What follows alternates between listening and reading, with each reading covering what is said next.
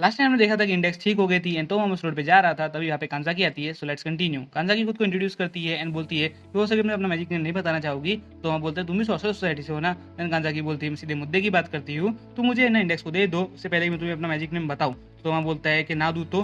Then कांजाकी बोलती है कि मैं इंडेक्स को तो ले ही लूंगी तुमसे निपटने के बाद, और स्वॉर्ड से एक अटैक करती है एक पिलर के ऊपर एंड वो पिलर ब्रिज के ऊपर जाकर अटक जाता है। कांजाकी बोलती है कि मैं लास्ट टाइम पूछ रही हूँ, तुम मुझे इंडेक्स दोगे कि नहीं दोगे। तो माँ बोलता है कि मैं तुम्हें क्यों दूँ और तुम्हारे सामने सरेंडर क्यों करूँ। देन कांजाकी बोलती है इतनी बार से उतनी बार पूछूंगी, और अटैक करती है उसके स्वॉर्ड से और बताती है कि उसके जो स्वॉर्ड है सिचिन सिची, तो उसका अटैक 7 फ्लैशेस की ये अटैक स्पीड है और ये कितनी ज़्यादा फास्ट है कि वो तुम्हें 7 बार काट सकती है और मार सकती है, वो भी इंस्टेंटली। देन तोमा सोचता है कि मुझे एक भी अटैक नहीं दिखा पर मैं अपने राइट हैंड से। तभी कांजाकी बोलती है कि मुझे मैग्नस से तुम्हारे राइट हैंड के बारे में बता दिया है, वो किसी भी मैजिक को कैंसिल कर सकता है, पर अगर तुम अटैक नहीं छू पाओ तो क्या होगा। देन तोमा सोचता है कि मैं क्या करूँ, उससे पहले अटैक करूँ और मारने के लिए चला जाता है, पर कांजाकी उसको एक ही अटैक में नीचे गिरा देती है। तोमा के राइट हैंड का भी कुछ काम नहीं आता। देन कांजाकी फिर से पूछती है, तोमा बोलता है कि मैं इतनी बार से उतनी बार अटैक खाने को तैयार हूँ। तो कांजाकी उसको फिर से मारने लगती है। तोमा भी मारने भागता है, राइट हैंड से यूज करता है, बट उसके राइट हैंड पे कट्स आ जाते हैं और वो नीचे गिर रहा होता है। तभी उसको पतली वायर दिखती है जिससे उसको हाथ पे कट लगा रहता है एंड वो हर जगह फैली हुई रहती है। तोमा बोलता तुम सॉर्सरर नहीं हो पर तुम्हारी वो स्वॉर्ड। तो कांजाकी बताती है कि मेरी स्वॉर्ड शो के लिए नहीं है, इसको जो हेवन फ्लैशेस से अगर तुम बच गए तो उसके बाद एक सिंगल अटैक, इसका नाम है ट्रू फॉर्म सिंगल फ्लैश, और उसको भी झेल लिया। तो मैंने अब तक तुम्हें अपना मैजिक नेम नहीं बताया है और मुझे बताने में मजबूरी मत करो।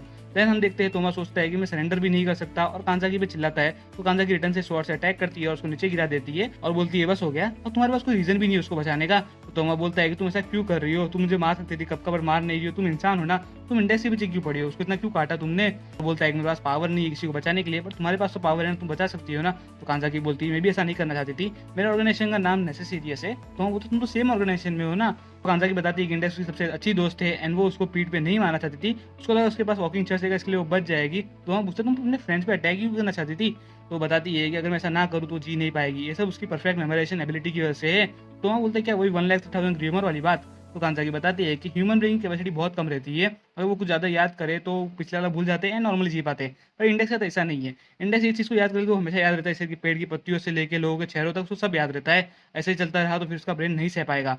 तो वहाँ पूछता है कि अगर तुम लोग सेम ऑर्गेनाइजेशन से हो तो इंडेक्स तुम्हें एविल सॉर्सरर क्यों बताती है, क्या उनसे वो झूठ बोल रही है। देन कांजाकी बताती है कि ऐसा नहीं है, उसको पता ही नहीं कि हम लोग सेम ऑर्गेनाइजेशन से है, इसलिए उसने खुद से अपने जजमेंट कर लिया कि हम लोग रियोमोर के पीछे पड़े रहेंगे और हमको एविल सॉर्सरर बोलने लगी। तो वहाँ पूछता है कि उसके पास तो परफेक्ट मेमोराइजेशन एबिलिटी है ना, तो एक साल पहले की उसको बातें याद क्यों नहीं है। देन कांजाकी बताती है कि वो मेमोरी हमने इरेज की थी। तो वहाँ बोलते तुम अपने फ्रेंड के साथ ऐसा कैसे कर सकती हो।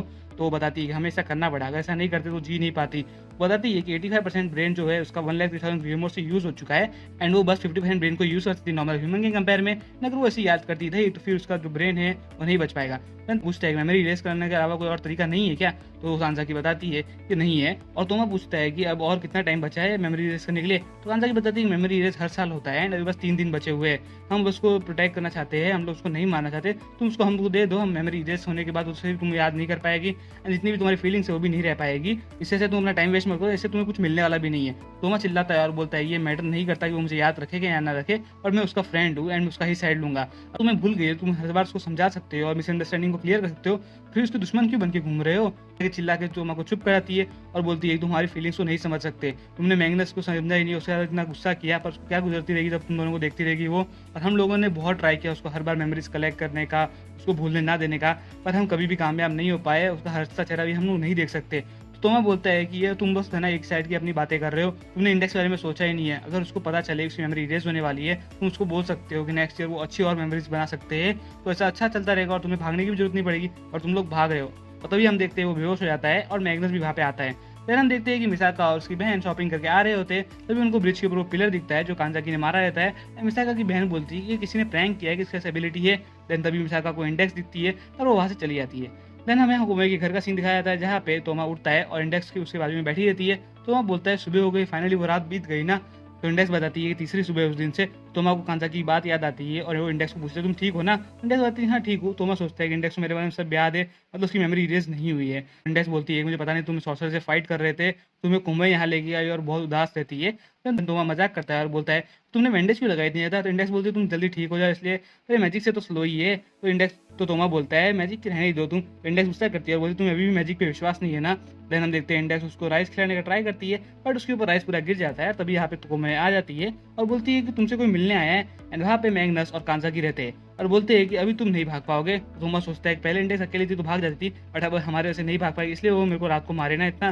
बोलती है मैं तुम्हारे साथ चलने को तैयार हूँ, बस तुम्हारा कुछ मत करना है। एंड यही पे एपिसोड 4 एंड हो जाता है। सो मिलेंगे नेक्स्ट एपिसोड में, तब तक के लिए बाय बाय एंड चैनल को सब्सक्राइब कर देना।